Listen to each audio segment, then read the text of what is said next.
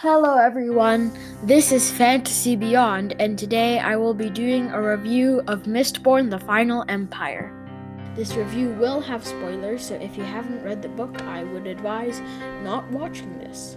This book is basically about this character named Vin, who lives in this world, who lives in something called the Final Empire. So this Final Empire is ruled by someone called the Lord Ruler, who is a very powerful and mysterious ruler who is considered a god, and he rules everything in a very oppressive manner. There is two main groups of people, two classes if you will, the noble people and the ska. So the ska are sort of like the slaves, the scum of the city. They are often servants or slaves, or they are beggars that live on the side of the street. Whereas the noble people are of course noble. They are part of one of the great houses, and they're very powerful and rich, and each of the houses controls a different industry. For example, House Venture controls something called atium. Now, atium is this substance which is very powerful and has to do with the magic system in the Final Empire, which I will get to in a bit. But right now we have these two groups, the noble people and the ska. So the story starts out with a character named Vin, who is a ska. Now she is part of something called a crew, which is often hired to do jobs such as scamming noble people out of money so that they can make money, right? So they're sort of like bounty hunters, but as a group. So in this crew, she is the underdog. Her brother left her when she was very little, and she has always been told by everyone that she has always been told by her brother that everyone will betray her at some point. The crew is not a very nice crew. They bully her, they abuse her, they say she is useless, etc. Except she has one strength that makes her indispensable, which is what she calls luck.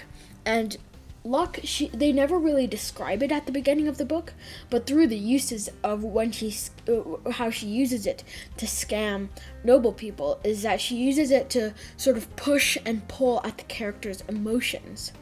So the crew is hired to scam an obligator, who is a government official, out of boxings, which is the currency in the Final Empire. So they managed to do this, and Vin is quite surprised because they managed to do it quite easily. Now, during this operation, there are two men named Kelsier and Doxton who are watching Vin. Kelsier and Doxton are watching Vin, and Kelsier knows Vin because Vin's crew scammed Kelsier's brother, Marsh. They think that Vin is a misting because of her luck. She isn't aware of the misting magic system, and now I think is a good time to explain what the Mistborn magic system is. So, within the magic, you have metals, and these metals you burn, and each metal gives you a different power. So, for example, you can use steel and iron to push and pull.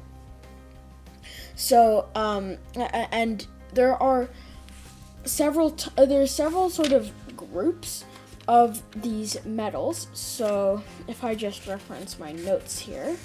So, iron can pull on nearby metals. Steel pushes on nearby metals. So, if I had a coin, I could push it, and if I had a coin, I could pull it. And those are the two physical metals. And the thing to know with physical metals is that they still apply to the laws of physics. So if you were to pull something lighter than you, then it would zoom towards you really fast, or it would go towards you, and if it was really light, it would zoom towards you.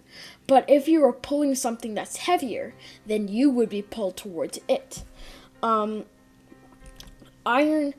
is the reverse. So steel is the reverse. So if you push on something that is heavier than you, then you will be moved away from it. But if you push on something lighter than you, then it will move away from you. Then there is also tin, which can enhance the senses, so that you see better, you can feel more, stuff like that.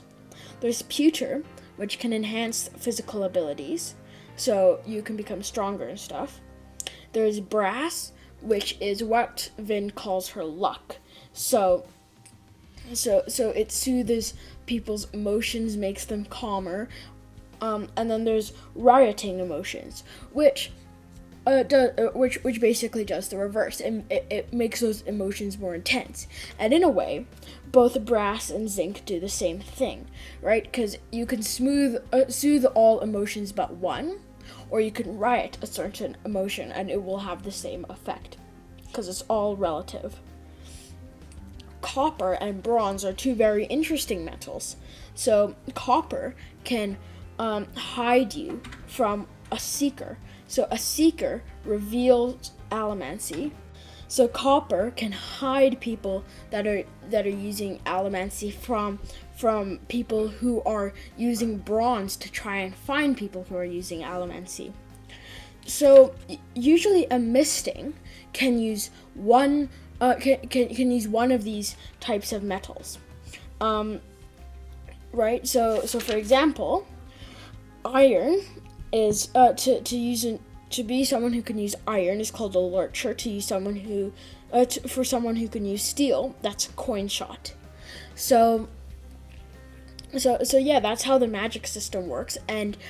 So you have those mistings, but then you also have Mistborn, who can use all of those.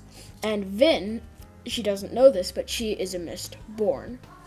So unfortunately, the scam that Vin thought went well did not actually go as well as they planned, because the Inquisitors, which are sort of like mercenaries and sort of like the Inquisitors in Star Wars Rebels, if you've watched that, realize what they are doing and start to chase the crew. However, before this can be brought to the crew's awareness, Kelsier decides to swoop in and take the Inquisitor down. So then what happens is they're back at the headquarters, and then Vin is like, oh, I want to escape because I feel super uneasy about the scam that we did, and I think we might be caught, so I think now would be a good time to, leave. And then Kelsier and Doc, but then she tries to escape, but then the crew leader catches her and is about to kill her. But then Kelsier swoops in and Vin joins their crew. And as you know, because you should have read the book before watching this book is about how Vin and her crew try to overthrow this evil empire that is ruling the world. So I find this one of the aspects that I think this book did very well was the characters. I found Vin's character development done extremely well. Mind you, this is one of the first high fantasy books that I've read, so take this with a grain of salt, as I don't have much other context. I haven't read Wheel of Time or the Stormlight Archive, but those are on my TBR list, which will be in a future video. So the characters I found very interesting. So Vin, her character development from this little girl who's like being beaten down for her entire life as a member of this crew to when she has to go and infiltrate the balls and the parties that happen within the great houses, and she takes on the role of a noblewoman. And this shows her character development very well, because she goes from someone who's like, oh, I don't matter, I don't need all these luxuries, and who would want this anyway, to, oh, this is actually quite nice. And then at the very end, which I think will be something that will be explored in book 2, will be, okay, who am I? Am I this street urchin, or am I this noble person? So I think that's a very interesting relationship. Yeah, I really liked the character of Vin in Mistborn: The Final Empire. I thought her character was very interesting. And another thing that I'd like to see more about in the next book is her relationship with Ellen Venture.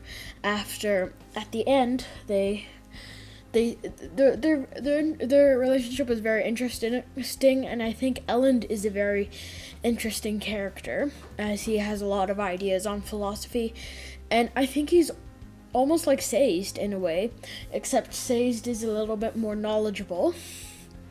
However, I'm not actually sure if that's a correct claim, as we didn't really get to see the full extent of Elend's knowledge, as the book didn't mainly focus on him. But I think the next book, the Well of Ascension, will talk about how he is starting this new nation, and we will get to see a lot of his ideals and stuff like that in the next book, so that will be very interesting. Speaking of Sazed, I really like the character of Sazed, as I thought his whole mentality was very interesting. A lot of the stuff he talked about was so interesting, and I was so intrigued by it, especially on some of the religions he talked about. One of the ones that stuck out to me was the one that was about having a certain amount of bad luck, and and then every time a bad thing happened, you would sort of celebrate that. I thought that religion was very interesting and very optimistic. And I think Sazed, I think he has a lot of potential to be a great character. He's very interesting. I think his magic system, Furukami, I think I'm saying that right, is really cool, and I'd like to learn a lot more about that. As we saw demonstrated in the last scene of the book, when the Lord Ruler actually used both Furukami and Allomancy. I think that could be a level where Vin could get to. Whether she lets that power take over her or not would be very interesting to see, and I certainly think she has the potential to get there. So I think Sazed, alongside with Vin, were probably like my two favorite characters. Marsh was also a great character, but I want to see more of him, because at the beginning, and like, I think 25% of the way through the book, there was a conversation between him and Kelsier, and we saw the opposition of their ideals, and I thought their duo was very, very interesting, and I'm quite sad that we won't get to see more of that as Kelsier's dead. Maybe they'll find a way to bring him back. In the book Skullduggery Pleasant, there is a form of retaining one's soul through like a certain type of stone that you can sort of see back to that dead person's. And I think if they had a similar concept in the next books, that would be very interesting, because Vin's training isn't like fully complete. It's getting there. It's almost there, but it's not complete. Another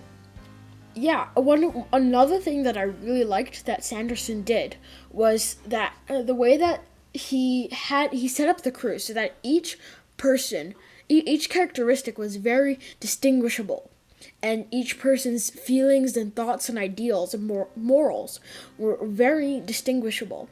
And he emphasized that more with the fact that each person was a misting, or like, I think maybe one or two weren't mistings, but I think pretty much all of them were mistings who specialized in different types of metals, and each of them had a different strength, which I thought was very cool. Another thing that I found is that the book is a lot like Star Wars, in that you have this character who is in a life where they want more, and then they're brought along to this person who's like, I can give you more, I can train you, and we need to like take over this evil empire, right? And then they do, and however, in the first movie of Star Wars, they don't get as far. They only blow up the Death Star rather than defeating the full-on Empire. But I still see a lot of parallels between Mistborn, the Final Empire, and Star Wars, at least the original trilogy. So I think there's quite a lot of things that I'm really excited to explore in the next book, such as Furukami, the history of the Lord Ruler. We did get his logbook, but we didn't learn that much about. I mean, we had those chapters, we had those little excerpts at the beginning of each chapter, but I would have liked to learn a little bit more about his past and seen it in one cohesive place rather than just scattered around the book. What exactly happened at the Well of Ascension, and I'm assuming since the book is called The Well of Ascension, we'll definitely learn about that. And finally, how Ellen Venture will sort of set up his new democracy. Well, I'm hoping it's democratic. So, anyways, I thought this was a really good book. There's sometimes that